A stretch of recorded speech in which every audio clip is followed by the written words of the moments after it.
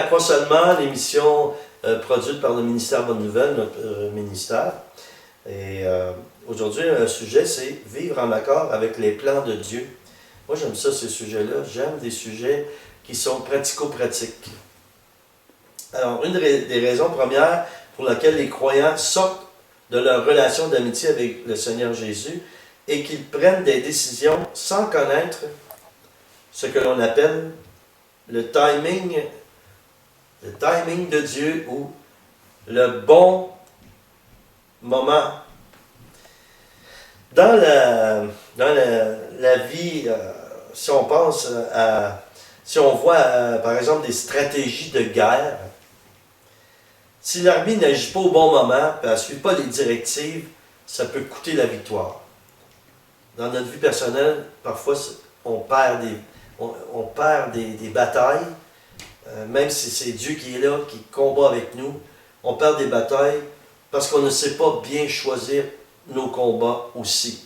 Donc, le timing, de faire les choses au bon moment, comme dans une stratégie de guerre.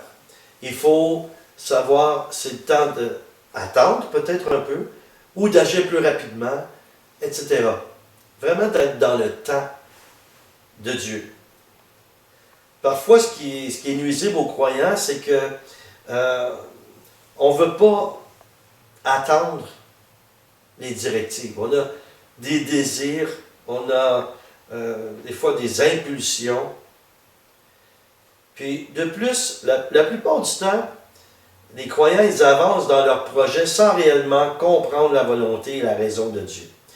Le moteur de la vie chrétienne, à la base, devrait être « Qu'est-ce que Dieu attend de moi? » En fait, il nous l'a déjà dit à la base quand on l'a rencontré. On a tous une mission. Mais en même temps, on ne connaît pas tout le plan au complet. C'est lui notre général, c'est lui le chef de l'Église, la tête de l'Église. Donc, on doit se référer à lui pour avoir la directive, la direction.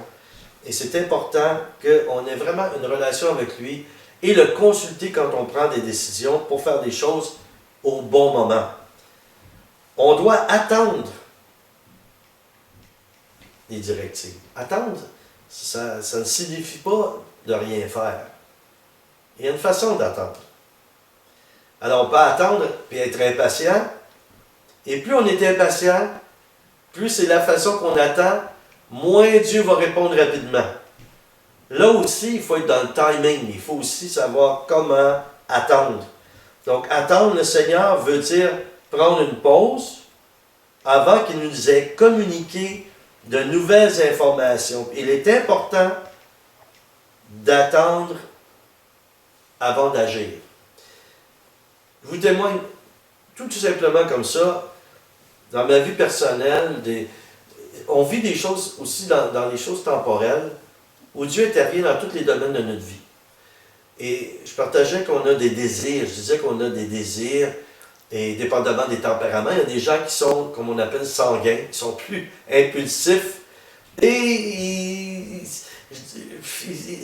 ça dépend de quel côté que le vent vient, ils vont suivre un peu le courant, et ça, c'est important de ne pas se laisser aller à ce type de courant-là. L'important, c'est de toujours avoir le Seigneur et sa volonté comme référence. Et ce que je vous dis, ça ne prend pas toujours beaucoup de temps. Oui, il faut attendre, il faut savoir attendre, mais parfois, ça se fait rapidement. Et tout ce qui comporte cette variante-là, c'est notre communion et notre intimité avec Dieu. Plus on entend sa voix, parfois moins ça prend de temps, mais Dieu, dans son plan, a des choses qu'il veut réaliser à court terme et d'autres à long terme. Donc, d'une façon ou d'une autre, dans le processus de vivre avec Dieu, de marcher avec Jésus, on aura toujours à attendre dans certaines périodes de notre vie selon les plans qu'il a pour nous. Et dans ma vie personnelle, que ce soit même pour quand je fais du shopping, acheter des vêtements, moi je suis musicien, des instruments, il y a des beaux instruments que j'aimerais me procurer, même si j'ai l'argent, ça ne signifie pas nécessairement que Dieu veut que je me procure cette chose-là à ce moment-là. Donc, qu'est-ce que je fais? Je vous le propose aussi, vous pouvez le faire aussi. J'appelle ça l'exercice de la crucifixion de la chair. Ça semble être un peu drastique, un peu radical, mais c'est pas si compliqué. Ce que je vais vous expliquer, c'est simple. Quand j'ai un désir, je fais un examen, comme un examen de conscience, je vérifie, je sonde mon cœur, est-ce que j'ai vraiment besoin de cela, selon le plan de Dieu?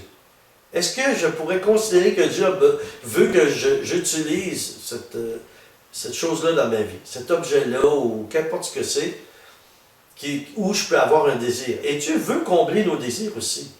Mais ce qu'il veut plus qu'autre chose, c'est qu'il ne veut pas être en deuxième place, à la deuxième place, au deuxième lieu.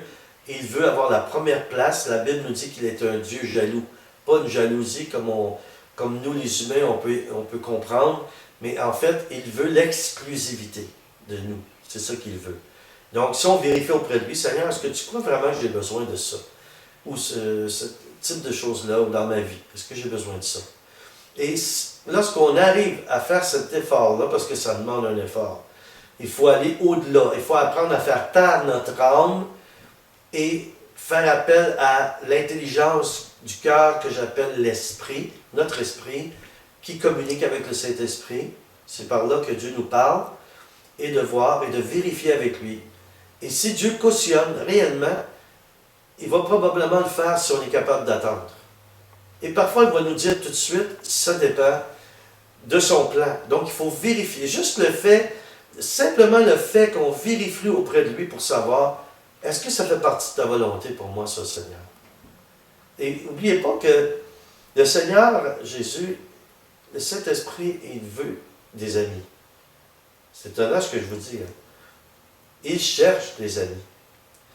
Pourtant, on pourrait dire, ben Dieu, c'est facile que Dieu, il est parfait, il est bon, il est infiniment bon, parfait dans tout ce qu'il fait. Mais il veut des amis. Qu'est-ce que c'est un ami? C'est quelqu'un avec qui on peut vraiment tout partager. Dieu veut tout partager avec nous. Par contre, si on manque de sagesse, de discernement, il y a des choses, en fait, où on l'empêche de partager tout. Et pourquoi? Pas parce qu'il n'est pas tout-puissant, il est tout-puissant. C'est parce qu'il nous aime et il veut notre bonheur et il veut que nous soyons construits, bâtis, solides, fermes dans notre foi. Et comme un bon père ne peut pas donner tout à ses enfants s'il sait que ce qu'il peut donner va nuire à la croissance et à l'épanouissement de l'enfant. Donc les plans de Dieu sont connectés en un sens sur nos décisions, et non seulement elles vont affecter notre vie, mais aussi celle des autres. Donc il faut vérifier avec Dieu en même temps et sonder notre cœur à savoir quel impact ça peut avoir sur les gens autour de moi. Moi, je suis père de famille. Quand je prends une décision sur quoi que ce soit, je dois rapidement réfléchir quel impact ça va avoir sur mon épouse, quel impact ça va avoir sur mes enfants. Et je peux pas décider du jour au lendemain, tiens, moi, vu que je suis musicien, je vais m'acheter un beau piano à queue de 20 000 $. Je prends tout ce que j'ai dans mon compte de banque et je m'ajoute un beau piano à queue. Dieu est d'accord, il aime ça, m'entendre le louer et faire de la louange avec des instruments. Donc, Dieu va m'agréer parce que je vais jouer avec un beau piano à queue. Et les gens aussi vont être bénis de tout ça. Sauf que ma femme et mes enfants, si on n'a plus rien à manger, on n'a plus rien pour payer l'endroit où on habite, c'est pas logique. Dieu n'est pas contre que j'ai un piano à queue. Et probablement, si je suis patient et je fais les choses dans l'ordre que je dois les faire selon son plan, si ça fait partie de mes désirs, Dieu va accomplir mon désir parce que c'est selon son désir qui est son plan parfait pour moi. Dans l'émission, on a ce que j'aime bien, on appelle une capsule qui s'appelle le coup de cœur de l'esprit. Et on a des invités, des gens qu'on connaît, des gens qu'on aime bien. On a un invité dans cette capsule, coup de cœur de l'esprit, je dirais l'évangéliste et prophétesse Sylvie Covdir de la France nous partage quelque chose. Donc on écoute Sylvie à l'instant, puis on vous revient tout de suite après.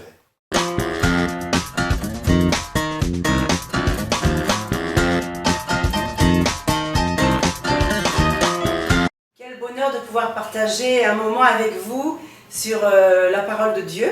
C'est un plaisir parce que le Seigneur n'a pas changé. Il est le même hier, aujourd'hui et pour toujours. Et j'aime tellement, tellement ce que le Seigneur nous a laissé dans sa parole. Et je voudrais tellement le partager avec vous. Je sais que le temps est venu où le Seigneur veut ranimer la flamme de ses enfants. Le Seigneur veut ranimer l'amour pour sa parole, pour la lecture de sa parole. L'amour ranimé pour chercher la face de Dieu. Le temps est venu pour que, à nouveau, nous qui l'avons reçu, nous qui avons accepté son nom, nous puissions à nouveau rechercher sa face et prier et chercher que sa volonté s'opère autour de nous. Je lisais à travers l'évangile de Marc l'histoire de ces 4 amis qui sont là, avec un ami paralysé. Et alors qu'ils sont tellement secoués, tellement attristés de voir leur ami dans l'état où il se trouve. Nous voyons ces 4 amis qui sont là, ils entendent que Jésus passe à Capernaum. Qu'est-ce que j'aime? Ce sont des gens de la même nature que nous, mais ils ont entendu que Jésus visite Capernaum. Je voudrais tellement que dans ces jours-là où on entend autour de nous tout ce qui ne va pas, la maladie, l'oppression, la dépression, la désillusion passer devant nous, vraiment que nous puissions savoir que Jésus visite une nation qui passe par le découragement, par la désolation. Et ces 4 amis sont là.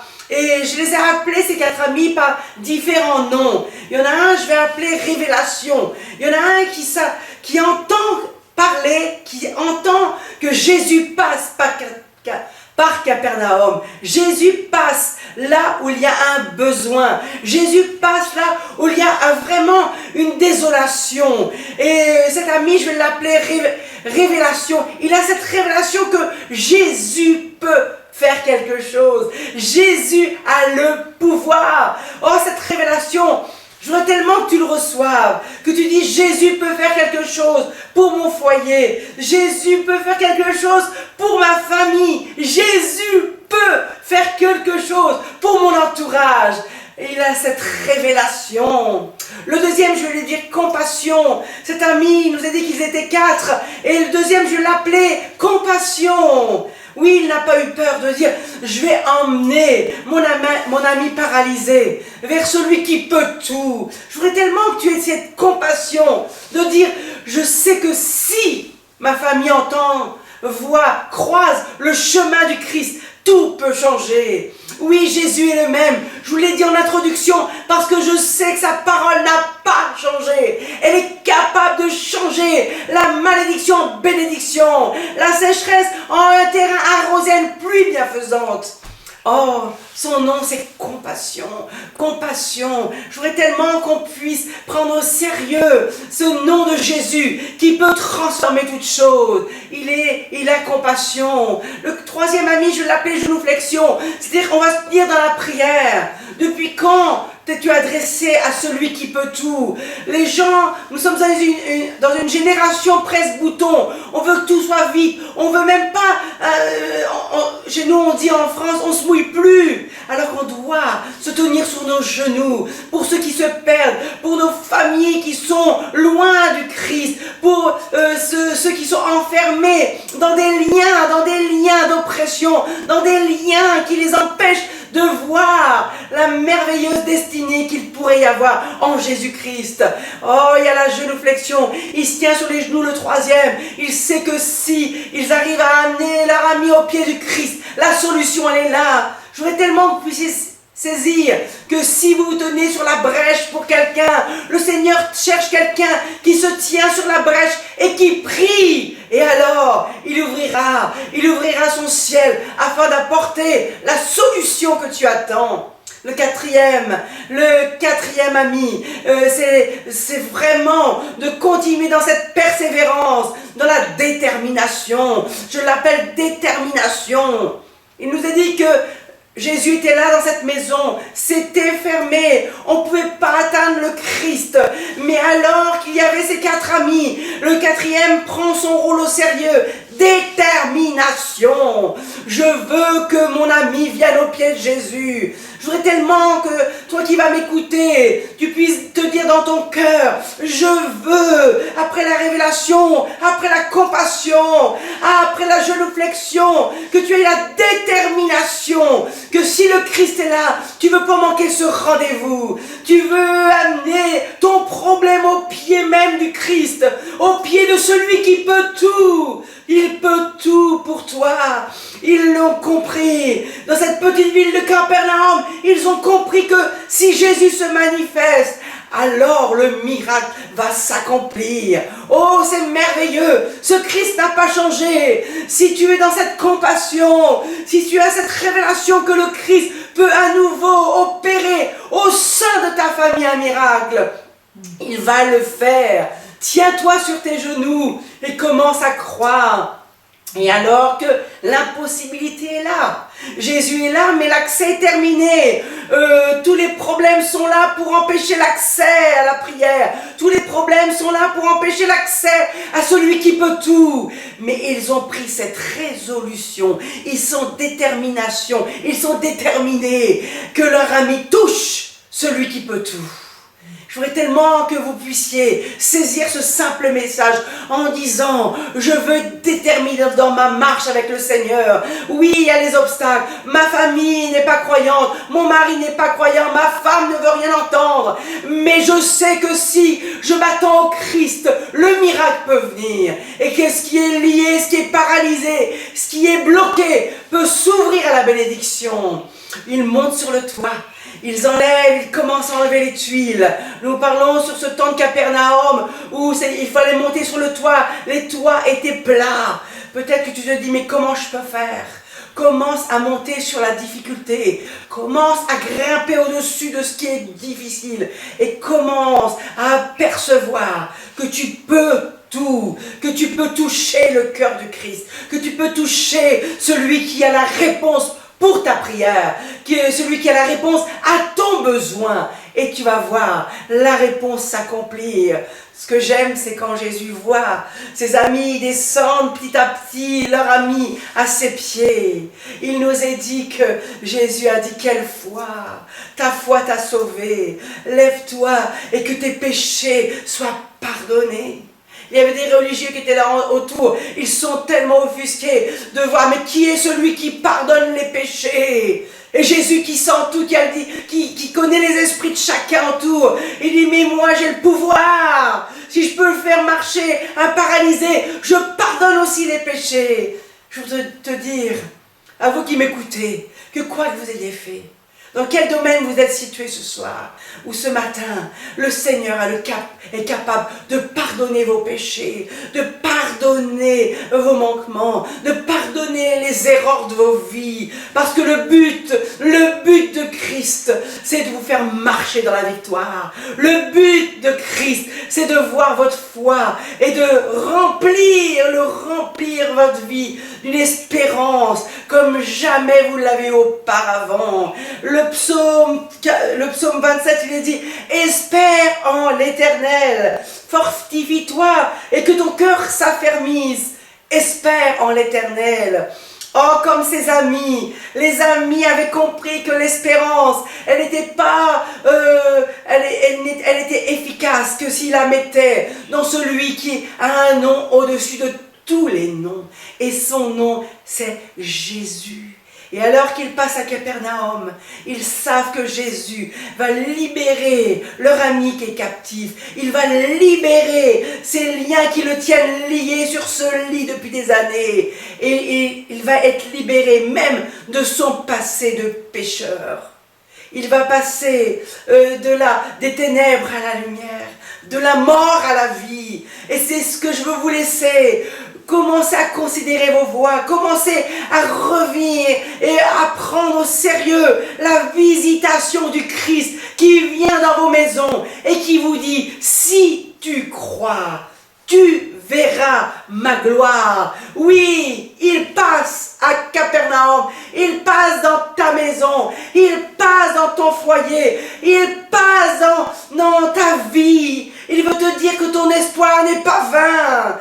Oui, ça semblait tellement dur, ça semblait plein d'obstacles, ça semblait que c'était impossible d'atteindre le miracle pour ta vie. Mais je te dis que si tu reprends par la foi, tu verras la gloire de ton Dieu. Et son oreille n'est pas dure, son bras n'est pas trop court pour opérer un miracle en ta faveur. Il veut opérer un signe, comme ces 4 amis qui étaient là. Ils avaient compris, ils avaient eu cette révélation, ils avaient eu cette compassion, ils avaient cette genuflexion, parce qu'ils avaient cette détermination que seul le Christ pouvait rendre leur ami libre et complètement libéré de ce qui l'opprimait. Je te dis, je vous dis que sa parole ne retourne jamais sans effet, vers lui sans opérer un effet de miracle sur ta vie. Je te le dis au nom du Seigneur.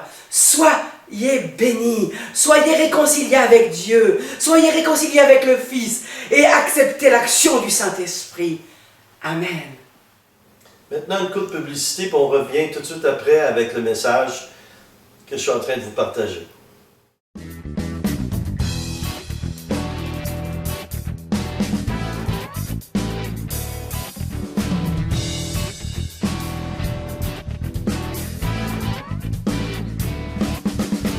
Vous aimeriez m'inviter à votre groupe de prière, votre assemblée ou pour un événement spécial? Veuillez communiquer avec moi à l'adresse suivante: danielboudria@ministerbn.org. N'oubliez pas, agir par la foi active la foi. Attendre exige de la patience et de la confiance. Lorsqu'on attend, c'est un signe de confiance qu'on a ou qu'on démontre envers Dieu. Donc, les choses vont aller, je crois, plus rapidement, par expérience aussi, je peux vous le certifier, quand on est prêt à attendre. Et pendant qu'on attend, on peut prier, on peut vaquer aux occupations que Dieu nous demande de faire quotidiennes. On n'est pas obligé de passer seulement notre temps en prière non plus. On continue à faire ce qu'on doit faire, mais en ayant vraiment soumis ou abandonné au Seigneur ce qu'on doit lui abandonner dans l'attente. Oui, c'est difficile d'attendre. Et on voudrait tous avoir des choses rapidement. On vit dans un monde qui est tellement rapide, tout va rapidement, avec toutes les communications qu'on a, tous les moyens qu'on a de modernité, si on veut utiliser ce mot-là. En fait, donc on voudrait tout avoir, chez nous on avait une expression qu'on dit, on veut tout avoir pour hier. C'est comme ça. Alors, finalement, quand vient le temps de bouger,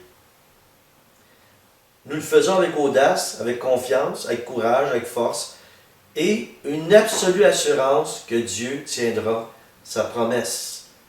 Et ça, c'est le résultat d'avoir attendu et de faire les choses au moment et dans le temps donné où Dieu veut nous accomplir sa volonté sur nous. Je termine de nouveau en priant pour vous. Que le Seigneur, par son Saint-Esprit, puisse vous fortifier, vous aider à être à son écoute pour entrer vraiment dans ce qu'il désire pour vous.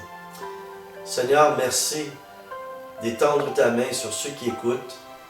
Fortifie-les, Seigneur, soutiens-les, éclaire-les par ton Saint-Esprit pour que les décisions prises, et c'est eux qui doivent les prendre, tu nous as donné le libre arbitre, que chacun qui prenne des décisions puisse te consulter avant, écouter ta voix et entrer dans les plans parfaits que tu as pour chacune de nous, chacune de ces personnes.